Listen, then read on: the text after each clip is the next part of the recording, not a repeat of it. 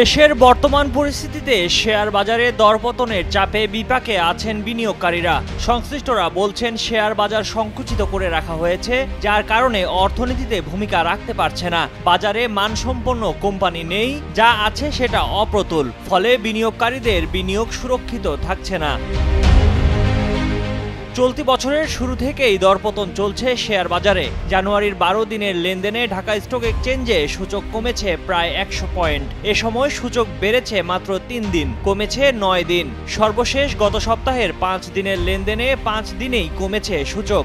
দরপতনের চাপে ডিএসইতে মাত্র 12 দিনে বাজার মূলধন হারিয়েছে প্রায় 7,000 কোটি টাকা। 1 জানুয়ারি ডিএসইর বাজার মূলধন ছিল 6,63,905 কোটি টাকা। সর্বশেষ গত 16 জানুয়ারি বাজার মূলধন দাঁড়িয়েছে 6,56,940 কোটি টাকা। অর্থাৎ এ সময় বিনিয়োগকারীদের লগ্নিকৃত অর্থ থেকে এই মূলধন কমেছে। যদিও কর্তৃপক্ষ নানা উদ্যোগের কথা বলেছে, বাজারে অনিয়ম জালিয়াতির দায়ে একাধিক ব্যক্তি প্রতিষ্ঠানকে জরিমানা এবং একাধিক কোম্পানির বিরুদ্ধে ব্যবস্থা নেওয়া হয়েছে। বাজার সংস্কারের বিভিন্ন উদ্যোগের কথাও জানানো হয়েছে। একই সঙ্গে প্রতিশ্রুতি দেয়া হয়েছে দ্রুত ঘুরে দাঁড়াবে শেয়ার বাজার, কিন্তু বিনিয়োগকারীরা তাদের পুঁজি হারাচ্ছেন প্রতিদিন। ঢাকা স্টক এক্সচেঞ্জের চেয়ারম্যান মমিনুল ইসলাম বলেন, বিনিয়োগকারীদের আস্থা ধরে রাখতে না পারলে সব সংস্কার ব্যর্থ হবে।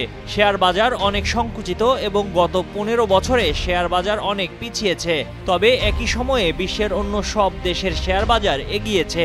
এই অবস্থায় বর্তমান সময়ে দেশের সব স্টেক হোল্ডার বাংলাদেশের শেয়ার বাজারকে এগিয়ে নিতে কাজ করছে।